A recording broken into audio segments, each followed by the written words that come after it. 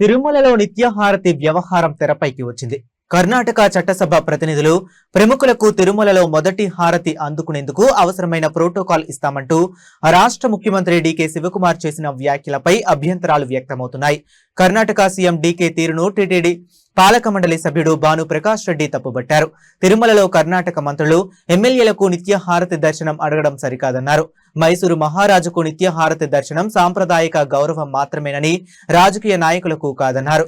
కర్ణాటక ముఖ్యమంత్రి పవిత్ర క్షేత్రమైన తిరుమలను రాజకీయ వేదికగా మార్చవద్దని హితవు పలికారు. కర్ణాటకలోని అధికార పార్టీ వాళ్లను మెప్పించడానికి దేవుని సాంప్రదాయాలను వాడుకోవద్దని భాను ప్రకాష్ రెడ్డి సూచించారు.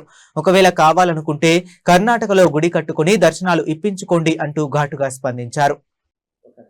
కర్ణాటక ముఖ్యమంత్రి డీకే శివకుమార్ గారు నిన్న ఒక స్టేట్మెంట్ ఇచ్చారు.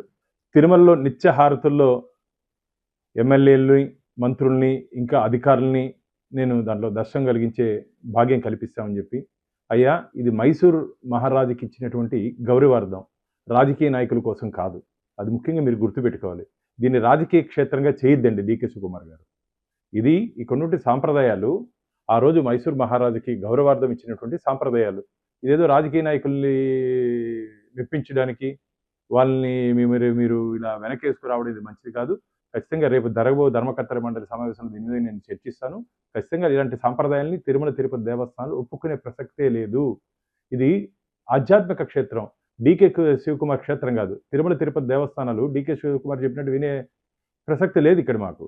ఆయన ఇష్టానుసారంగా కొన్నిటి పరిస్థితులు అధ్యయనం చేసి మాట్లాడకుండా ఇష్టానుసారంగా ఆయన పాటికి ఆయన స్టేట్మెంట్ ఇస్తుంటే ఇది మంచిది కాదు. వెంటనే ఆ స్టేట్మెంట్ వెనక్కి తీసుకోవాలని చెప్పి, చెప్పినటువంటి మాటలను వెనక్కి తీసుకోవాలని చెప్పి నేను డిమాండ్ చేస్తున్నాను. అలాగే ఈ సాంప్రదాయం ఈరోజు కర్ణాటక అడిగారు, తమిళనాడు అడుగుతారు, మిగతా రాష్ట్రాలు కూడా అడిగే ప్రమాదం ఉంది.